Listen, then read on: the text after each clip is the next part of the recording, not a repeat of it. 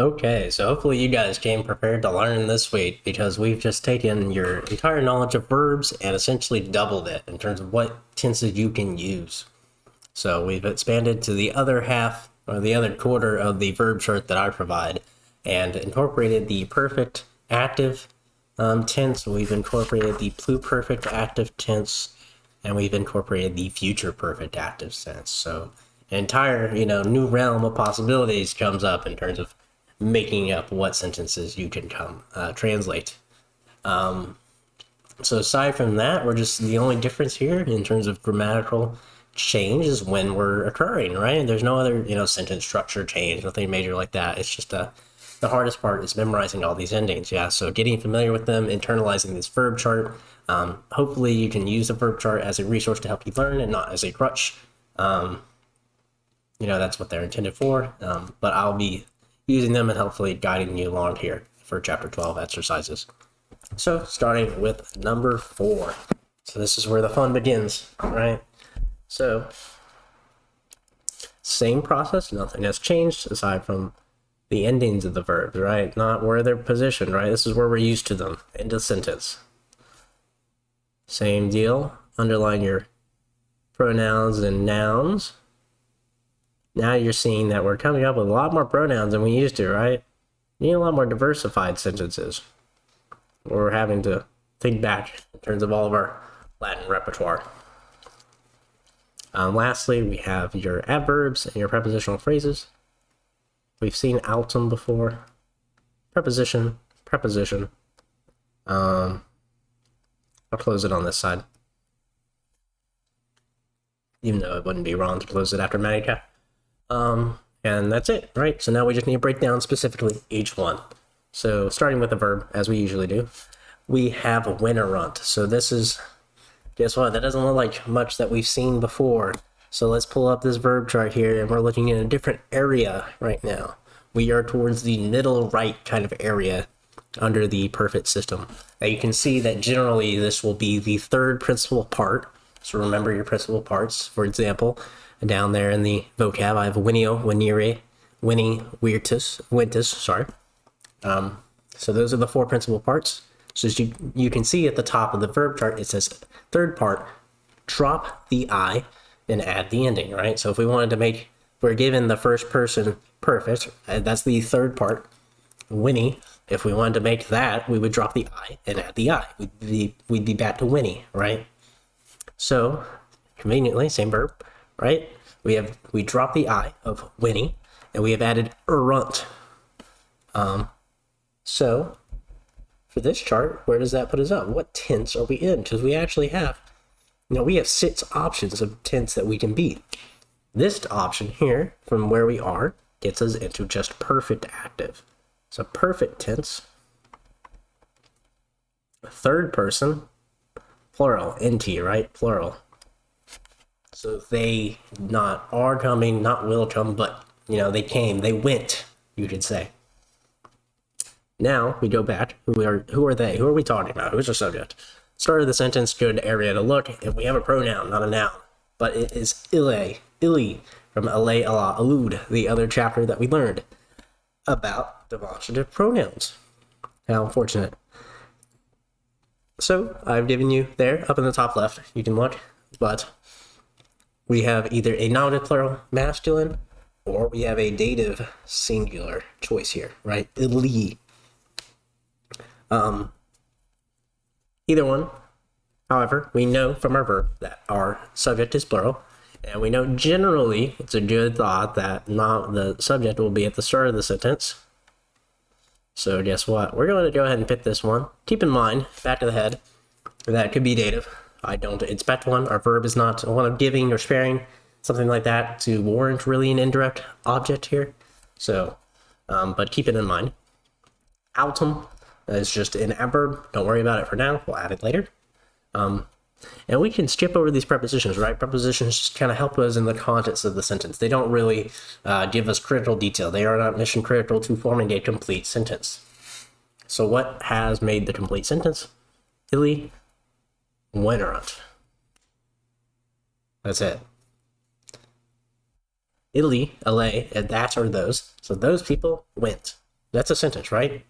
So that is a full sentence. You have a subject and a verb, and that is it. Complete sentence. Those people went. Now let's add in the extremities here. Autumn. I'm not sure if I gave that to you in the vocab, but it might be in your chapter. Autumn can mean moreover, or however, or while. We'll see. We'll say moreover. And we'll start off the sentence when we translate. So I'll go ahead and write here. Let's see if I have to drop this chart here. Moreover, those people, those guys, we can say those men, since we're masculine, right? Those men, those people, went, let's say went, went, and when did they go? Nooper. As I've given it to you and in your book, it means recently. So it adverb kind of time when. Recently. And now we get into our prepositions. Now we'll break down them. But they're all extraneous, right? We don't need them to make the complete sentence. So odd takes plus accusative. We've learned about pronouns, right? So we know nos. Pronouns is it is nos nostrum nostri, nos nostrum nobis nos nobis, for the first person plural pronoun. So we have nos.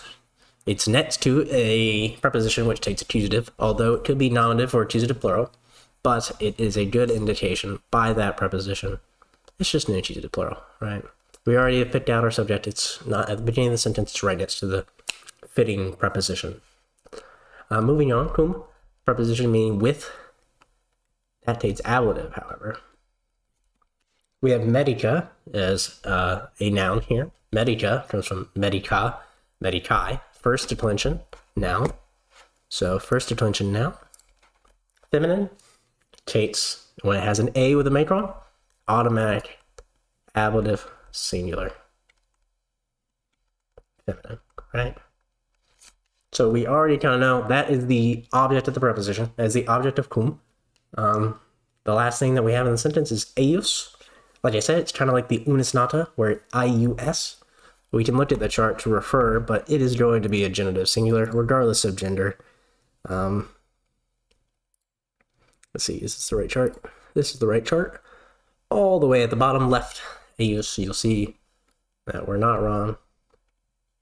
Genitive singular. Done. So, not just a medica, but their doctor, right? Whoever we're talking about, their doctor, right? Someone's doctor specifically.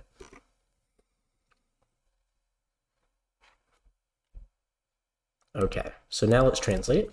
So went recently to us. They came recently. I think came might be better.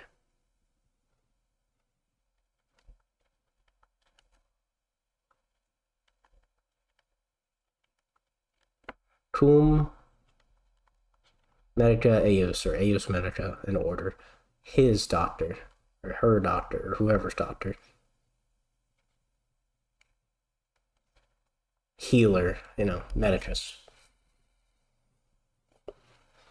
Okay, so yeah, that's number 4. So you can see we've just used a perfect active verb without any issue, right? Just like we had before. Okay, moving on. And we actually didn't go over this one from the last chapter, but this is a use of the dim tack on here. Yundim is one that, as a good dim is the same, right? So if you see dem, generally it means the same of something, right? This is, I'll get to it in a bit, but we have our verb down here, sensimos, but there's this eius again, just from that last one. We already, genitive singular, right? Boom. Very similar here, in a mako eius, preposition, object, eius, so just like the last sentence. Nat is a conjunction, both of it. I'm not sure, did I give it to you? Net, yeah, net means neither nor, right? It's like et means either or, net is neither nor. Prepositions, prepositional phrase, noun, pronoun. It's technically a pronoun. So, starting with a verb, sensimus. So I've given you that comes from sentio, sentire, sensi, sensus. So which part, based on what it looks like, have we modified? We've modified the third part, right? We've taken not sentios, not sentire. We've taken sensi. We've dropped the I and added imus, right? So pulling back up our verb chart, that puts us in the third big column, the third person principal part, drop I. And we've added imus. So we're back up in that perfect, but instead of where we were before, we are perfect first person plural. So we, it's not we are doing, but we did. We have sensimus. We have felt. We have thought. We have realized. Okay, so now from that verb, we know that the subject of the sentence is we. So let's go ahead and write that. We know the subject of the sentence is we. I'm going to go ahead and write this. Felt. I think felt might work well here. Felt. Okay. So now we need a direct object of this verb, right? And like I said before, if it's in a prepositional phrase, it should not be critical to the sentence, you know? So let's go ahead and do the first two words. So Timorum comes from Timor, Timoris, I believe. Yep, Timor, Timoris. Third declension. Back to our noun chart. Third declension. EM ending. So only one choice. Accusative singular, just like we've seen in another chapter, right? Nothing different. I'm not sure what gender Timorum is. Masculine, maybe? Masculine. Masculine noun. Okay. So yundum, I believe there's probably a chart for this. But dem means the same. And yundum is a pronoun. Singular, accusative singular, masculine. These are linked. We have felt what? We have felt the same, not just the fear, but the same yondum timorum. Fear, neck, neither, ... nor. So I'll write it for now, but then I'll erase it. So neither nor, that's where we're looking towards. So neither in isto consule. So, okay, in is a preposition, as we know. It can take ablative, or it can take accusative.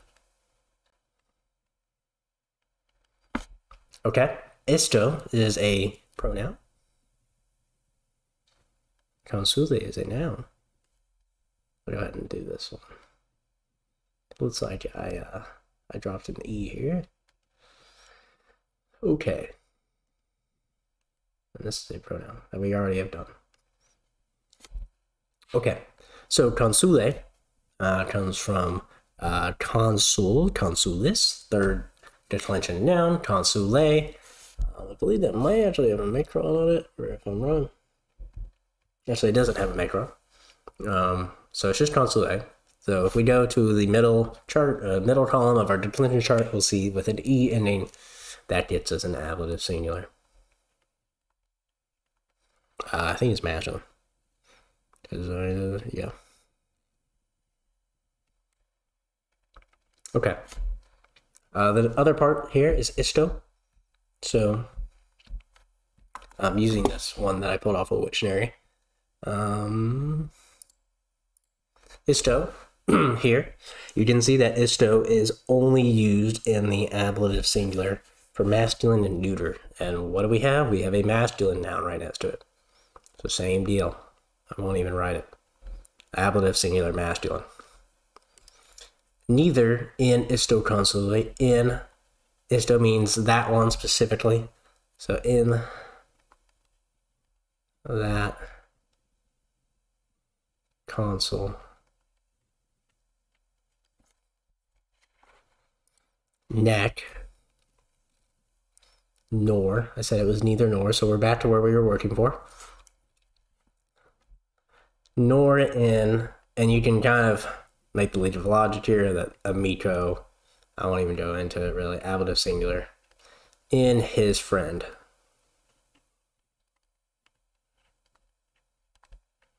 Easy. Okay, so simplifying it a bit here for number 7, back to basics. So we're wanting to catch up here is the sentence here. So, find our verb. Again, it might be a little harder since we're in a couple different tenses, so it might look a little different, but where do we usually find them? End of the sentence. Underline our nouns. Oh.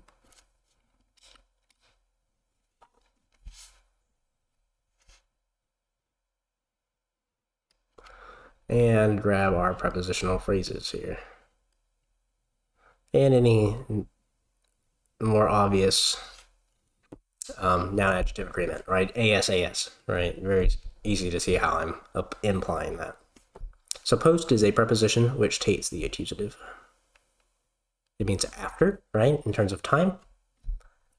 And let's go down to the verb capit. So I've given you in the vocab here, that comes from capio, capere, capi, captus. So which part have we modified? We have modified the third part, right? We need that cap, not the ka. We need the CE. So very similar to what we've seen before. Declension chart, or not the declension chart, verb chart. Third part, drop the I, add an IT. Where does that put us? That puts us right back up there in the perfect tense. But a little adjacent here. We are perfect still. Naturally, we're all perfect. We are perfect, but we are third person, and we are singular. All right, so we know now that our subject is singular. And this one's a little easier to pick out our subject. It's Caesar. You know, we know Caesar, that's his name. And guess which Caesar we're talking about. But that's anonymous singular masculine. Boom, there's our subject. So we know Caesar, he's the one doing capit, he is the subject of the sentence. And you can make the conclusion now on what our direct object is. But Asia, Asiae, first declension. First declension. AM ending, accusative singular feminine. So last but not least, we have post pakros oras, post being the preposition, oras coming from ora, orai, first declension, oras, only one choice here. Accusative plural, feminine. That matches up with our preposition, what it needs accusative.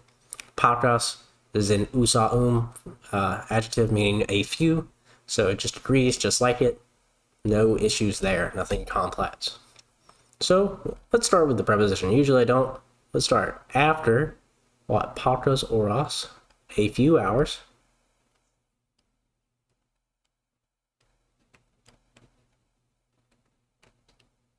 So that's time.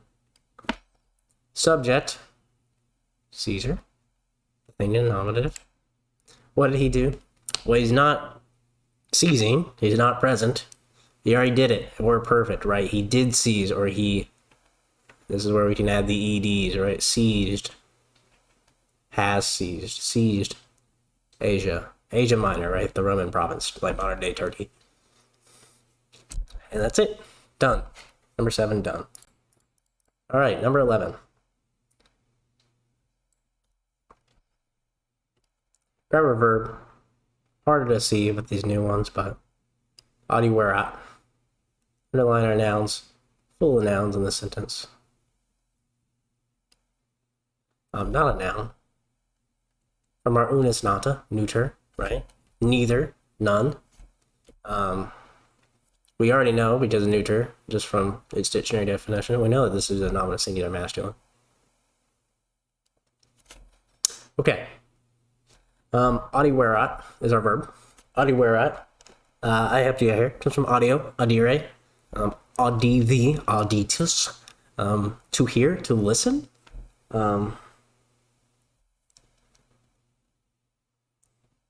So it means to hear, to listen.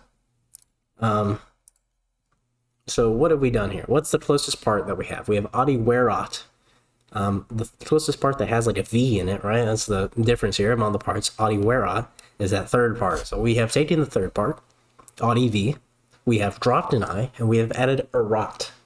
So where does that put us in the declension chart? Does that put us back in perfect? No, it does not. We're not in perfect tense anymore. We are in pluperfect tense now, right? Middle right column. I guess right middle. Right column, middle. So we have dropped the third part. And we have third part, dropped the I, and added an rot. So pluperfect, the way you translate that, in terms of time, might help you out here. If time is an axis,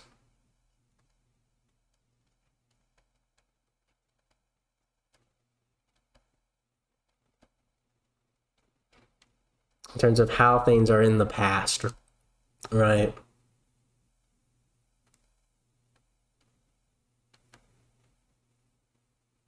Right, if this is the present all the way on the right, pluperfect is the very last thing, you know?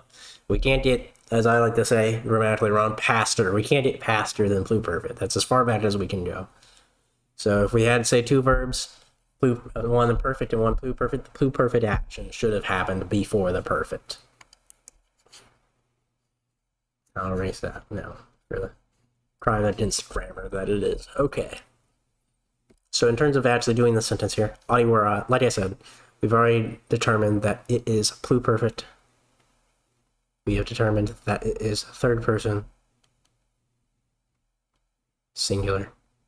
So we're looking for a he, she, it subject. Well, that's singular. Okay. So we have a couple of nouns here. We know neuter is not a singular masculine. So that clues us into our next one, medicus. Comes from medicus, mediti, second declension, meaning a doctor. Nothing real special going on here. Guess what? Nominative, singular, masculine. So who's our subject? The doctor. And not just a doctor, but neither doctor. Right, the neuter doctor. And what were they doing? They not heard, they had heard, right? We're putting it more in the past than perfect. That is adi werot. Now we're searching for a direct object, right? Okay, so nomen. I've given you nomen, nominis. It is a third declension. Third declension noun, I believe, unless it's underlined. Nomen is a third declension noun, and it takes it can take an irregular accusative, and this is one for the neuter. It takes whatever its nominative form is, right? You can see it's parentheses hyphen, right? Our hyphen in this case is the nomen, so it's the same. So it could be nominative, it could be accusative technically, but we know since we have our subject is the doctor, because it has to be nominative, there's no other choice, that this is accusative singular neuter. And so what did we hear? The name. What name? Nomen patris. So it comes from pater, patris. Just from that, we already know what it is. Genitive singular. The name, whose name? The name of the Father.